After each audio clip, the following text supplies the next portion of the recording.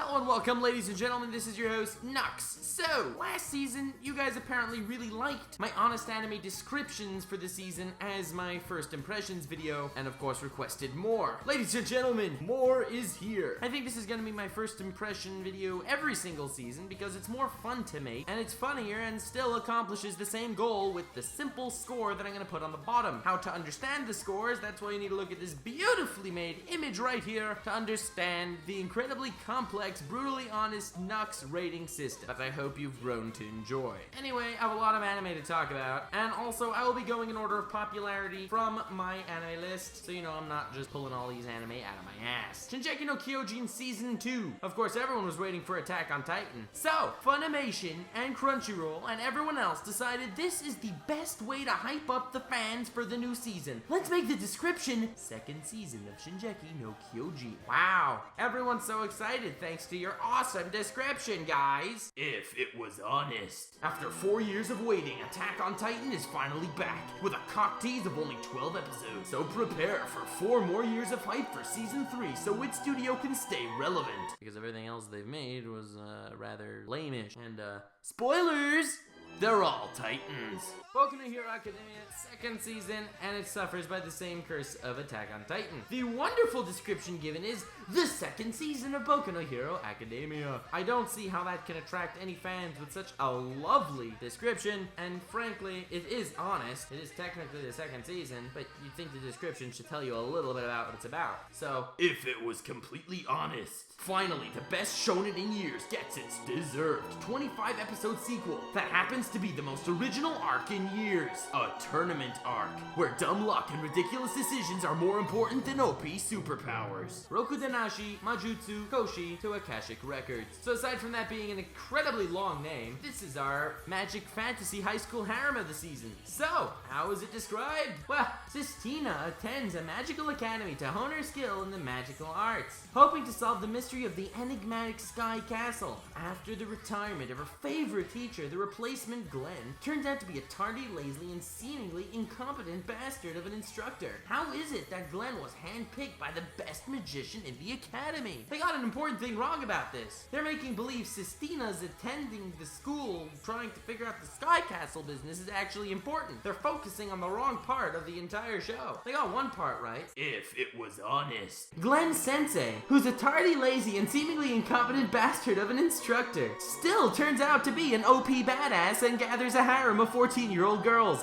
one per dare, because he's there. That's a much more apt way to describe this anime, in my opinion. Screw Sistina, she's just a pair of boobs following him around from episode to episode. That's what's really important. The Sky Castle bit's an excuse to make believe she has personality. Boruto, Naruto the Next Generation. So of course, Boruto's the beginning of a whole new story. So they're gonna believe that the life of the shinobi is beginning to change. Boruto Uzumaki, son of the 7th Hokage, Naruto Uzumaki, has enrolled in the Ninja Academy to learn ways of the ninja. Now, as a series of mysterious events unfolds, Boruto's story is about to begin, making believe that he can actually be useful when Mega Naruto is still around. But, in any case, this is a whole nice roundabout way of saying an honest description, because if it was honest, it would say something along the lines of, it's for the cash. Prepare for filler hell. Because I'm pretty sure it started off with filler hell, which is a new record for an anime based on a manga. Holy crap, episode 1, filler. That's record breaking. Next, I'm gonna call it by its abridged name, DanMachi, Sword Oratoria. So this is the prequel following Aiz Wallenstein for the actual DanMachi series that aired 2 years ago. Sword Princess Aiz Wallenstein, today, once again, the strongest female swordman, heads to the giant labyrinth known as the dungeon along with her allies on the 50th floor, where mysteries and threats such as the decayed dragon's corpse that crumbles to ash and an irregularity that creeps ever closer to the party loom. Aiz calls for the wind, then heads deeper into the darkness of the dungeon. Eventually, she finds herself meeting a boy for the first time. Are you okay? Now, we have no idea who said these words because the description was clearly written by someone who Japanese is their first language. In the labyrinth city of Oratoria, the contrasting stories of the boy and the girl intersect. This looks like the most boring story on the face of the planet, but at least it does seem interesting, watching her progress in the dungeon and grow as a person. When if it was honest, it would be something more along the lines of, in the Dungeon Girls Lesbian Edition, follow emotionally distressed, absent-minded Aiz and watch her get doted over by everyone. Because that's kind of what's happening here. Eromanga Sensei, the new sibling romantic comedy. Stop right there. What are you starting off with? How is this gonna drag someone into it? I understand it's made by the Orimo crew, from A1 Pictures to the opening sang by Claris to the writer, but the new sibling romantic comedy is not how you're supposed to start a description ever. Revolves around Masamune Izumi, a light novel author in high school. Masamune's little sister, Sagiri, a shut-in girl who hasn't left her room for an entire year. Then they forget about grammar and start a new sentence. She even forces her brother to make her and bring her meals when she stomps on the floor. Which isn't technically true if you've watched the anime. She only stomped on the floor when he forgot for a while because he was a whatever. Masamune wants his sister to leave her room because the two of them are each other's only family. Masamune's novel illustrator, pen name Eromanga, draws the extremely perverted drawings and is very reliable. Masamune has never met his illustrator and figured he was just disgusting pervert attacker. However, the truth is revealed that his Eromanga Sensei is his own younger sister. To add to the chaos that erupts between the siblings, beautiful, female, and best-selling shoujo manga creator becomes their rival. That was a beautiful last sentence they threw in there that has like absolutely no meaning with the whole description, and it actually makes believe that there's depth in these characters and surprises around every corner. But if it was honest, girl with Stockholm syndrome draws porn and loves her baka oni-chan, who unfortunately for her had a harem of his own. Renai Bokun, get a load of this one. A kiss note is a powerful notebook that makes anyone who had their name written together will instantly fall in love if they kiss each other regardless of the circumstances. This isn't completely true, and now I understand why sometimes subtitles in anime look like crap. They have these guys writing the descriptions. Anyone who has their name written together is not English. This magical and very familiar item, familiar because it's based on Death Note, belongs to an angel named Guri, whose job as Cupid is to create couples. However, she accidentally writes down Aino Seiji, a regular high school student, and unless he kisses someone, Guri will die, because that's what Cupids do. She convinces Seiji to go kiss his crush, Hiyama Akane, the school's popular girl, who turns out to even stronger feelings and are borderline obsessive and psychotic, pretty much a yandere. Eventually, Akane and Seiji come together, but not before Guri decides that she likes Seiji as well, because let's get him a harem of supernatural beings too. What seems awesome to most guys becomes hell for Seiji, who just wants a normal relationship with girls. Notice the plural there that was thrown in randomly. If it was honest, Cupid forces a guy to kiss every girl in school, cause anime. Recreators, cause apparently putting re with a colon after it is the new best thing. You know, like relife, rezero, rewrite, all those other things that just happened last year. Anyway, humans have created many stories. Joy, sadness, anger, deep emotion. Stories shake our emotions and fascinate us. However, these are only the thoughts of bystanders. But what if the characters in the story have intentions? To them, are we godlike existences for bringing their story into our world? Our world is changed. Mete out punishment upon the realm of the gods in Recreators. Everyone becomes a creator. This makes it sound like the most philosophical anime of all time. But it kind of isn't. It's just an action anime with absolutely no philosophy in there whatsoever. And if it was honest, all of the dudes, anime waifus, come to life and live with him, cause anime. Zero Kara Hajimeru Maho no Sho. Year 526 of the liturgical calendar. The world knew that witches existed, and that they practiced the notorious arts of sorcery. Nevertheless, the world did not know anything about the study of magic. That was a paragraph that told us nothing, by the way. Our story follows a half-man, half-beast mercenary. Humans mockingly call his kind the fallen beast. He always dreamt of becoming a human, but one day he met a witch who would change his life forever. Do you desire human form? Then be my escort, mercenary! The witch introduced herself as Zero and explained that she was searching for a one-of-a-kind magical tome that the bandits have stolen from her lair, entitled the Book of Zero. Suspicious, right? Has her name, right? Okay. The Grimoire supposedly contains valuable magical knowledge that can be used to effortlessly bring the world to its knees. Thus, in order to realize the dream of becoming a human, the mercenary must accompany Zero on her journey, despite her being one of the witches he so loathed. This is a story of a haughty sorceress and the kind-hearted beast. So, until those last two lines, this was total bullcrap. It was like describing basic side points, but yes, this is the story of a haughty sorceress and kind-hearted beast. But if it was completely honest, Beauty and the Beast the anime, cause there's no logical reason the OP bitch needs Mr. Walking Bestiality as a partner otherwise. Shingeki no Bahamut Virgin Soul. Finally, the second season for this guy showed up. 10 years after the world escaped destruction due to the revival of Bahamut, humans at the royal capital gather wealth. The demons are enslaved to assist the captain's revival, and the gods lose their power due to decrease in religious piety. The world is thrown off balance as human gods and demons hold their own ideas of justice. Wow, a second season with an actual description. But if it was totally honest, one of the only anime anime of the last 5 years to actually finish completely is the one that actually gets a sequel, instead of some of the really great unfinished anime. Clockwork Planet. The Clockwork Planet. Did you see that? That is an amazing description of the title. One day, a black box suddenly crashes into the house of high school dropout Naoto Miura. Inside it was a female automaton. The endless cycle of failure and success. Another sentence that meant absolutely nothing. The world that does change, and the mankind that does not change. Another sentence that meant nothing. At a time where reality is fantasy are screaming.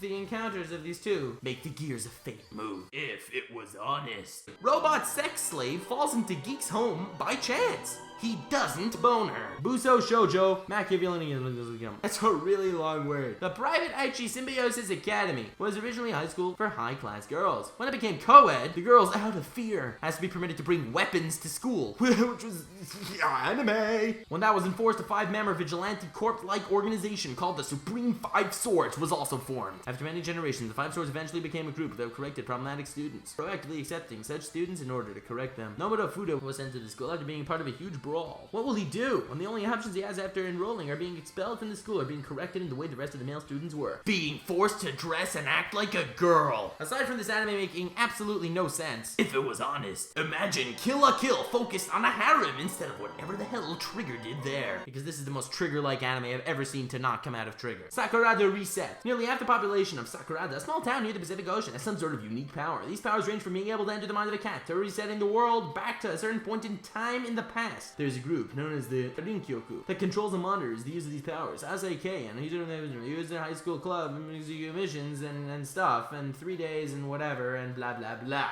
I said that to save you suffering, because if it was honest, in a world with superpowers, the main character gets a power as lame as his personality and plays a psychologist in high school. The antagonist is gonna be a psychologist with the power to remember stuff. These guys are good. Granblue Fantasy the Animation, an anime based on the game, which is the only reason why Misty Krinaxi honestly guessed it when I asked it to him on his send me an anime gift thing. Thankfully, this is one that is also from a game called Granblue Fantasy. But this is a world of the skies, where many islands drift in the sky. A boy named Gran and his talking winged lizard named Viren live in Zinklestil, an island which yields mysteries. Actually not, but okay. One day they come across a girl named Lyria. Lyria had escaped from the Erst Empire. They just threw so many names at you, you have no idea what's going on, let's be honest. A military government that is trying to rule over the world using its powerful military prowess. In order to escape from the Empire, Gran and Lyria head out in the vast skies, holding the letter of Gran's father left behind, which said, "I will be waiting at Astalucia, Island of Stars." Holy crap.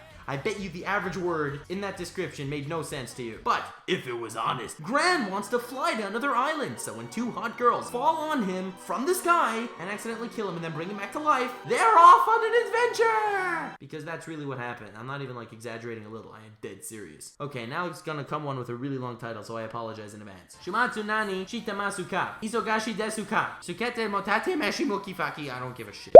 Anyway, 500 years have passed since the humans went extinct at the hands of fearsome, mysterious beasts. The surviving race now make their homes up in floating islands in the sky, out of reach of all but the most mobile of beasts. Only a small group of girls, the leprechauns, well, that just spoiled episode 2, can wield the ancient weapons needed to fend off invasions from these cultures. Into the girls' unstable and fleeting lives, where a call to certain death could come at any moment, enters an unlikely character, right, unlikely, a young man who lost everything in his final battle 500 years ago. The last living human awakened from a long, icy slumber. That just spoiled, I don't even know where. The anime's not even up to that part, those bastards. Unable to fight any longer, Wilhelm becomes the father the girls never had, caring for and nurturing them as he struggles in terms of his new life in which he feels the pain effortlessly and is whatever. Anyway, if it was honest, Guy ends up a caretaker in Lolly Paradise, where he does nothing but watch pre-legal girls. Needless to say, little girls are the best way to destroy evil. Alice to Zouroku. The story centers on a little girl called Sana, who is one of the children that holds the power of Alice's dream, an ability that enables her to materialize anything she imagines. After escaping a lab where she was a test subject, Sana ends up in the normal world where she encounters an old man named Zokudo. But will he help her? This was actually a pretty decent description. However, if you wanted to be really honest, old dude and OP psychic Lolly become best friends and argue for a 40-minute long, uneventful first episode and for many episodes after that. Sakura Quest, 25 episode series. Believe believe it or not. In the wake of a nationwide movement during the bubble economy period, a small town in the countryside has revived its mini-nation tourism program, hiring 5 girls as travel ambassadors. The series will follow a year's time of the 5 girls as they work in the tourism agency, a small failing town, in their effort to reinvigorate it. But if it was honest,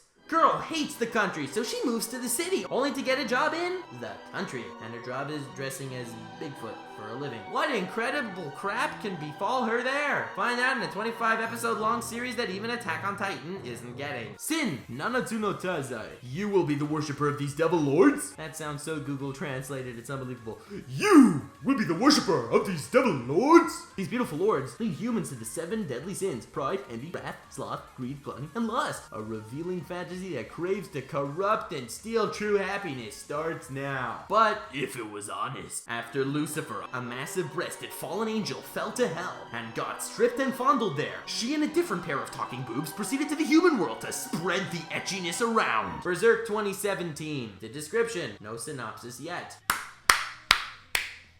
Bravo, Gemba. You guys are beasts. And if it was honest, watch this anime at 2 times speed or don't watch it at all. Tsukigakire. A hell of a lot of names attend junior high school and are classmates for the first time. These 2 get along with other classmates that also have really long Japanese names and understand each other's feelings. As their final year of junior high school progresses, the school overcame challenges to mature and become aware of things in themselves. If it was honest. There are some kids in junior high school. You won't remember this anime anyway, so whatever. Prepare for the most decent, unmemorable story of your life. Seika Surukado, an original anime where a lot of guys are on a business trip. While the plane is on the runway, a giant structure suddenly appears out of thin air. The plane carrying the people are taken undamaged into the giant structure. After everyone disembarks, a man looks like an ordinary human being shows up. He assures those from the plane that they're not in any danger. Shindo asks him, identify yourself and explain the situation. On the outside of the structure is displaying a large screen. And at the same time, every passenger's cell phone starts ringing at once. On each cell phone, there is a message written, Ayahikui Shazimuzi, hereby notify you that I shall intervene in Japan's internal affairs. What is this man's goal? Anyway, if it was honest, when the Borg falls from space on a plane, we shoot it with missiles. Guanji Gao Shou. In case you didn't notice, that sound Chinese. Well, in the multiplayer online game Glory, Yi Shu is regarded as a textbook and top-tier pro player. However, due to a myriad reasons, he is kicked from the team. After leaving the pro scene, he finds work in an internet cafe as a manager. When Glory launches his 10th server, he throws himself into the game once more, possessing 10 years of experience, memories of his past, and an incomplete self-made weapon. His return along the road to the summit begins. If it was honest. On the fateful day when video games become national sports, Chinese Emo Kirito began his journey and plays video games for 10 years in a row, and that's considered cool. And ladies and gentlemen, that's all I have for now. I mean, there are a lot more of them, but I haven't seen everything, so I can't really tell you. And if I'm missing anything, feel free to let me know. But I had a blast recording this video. I had a blast making this video, and I look forward to doing one next season. In fact, I had such a great time doing this video. Please let me know if you want a video of honest anime descriptions on every Naruto arc, for example. And we'll see what I can do for y'all. Ladies and gentlemen, have yourself a most wonderful evening.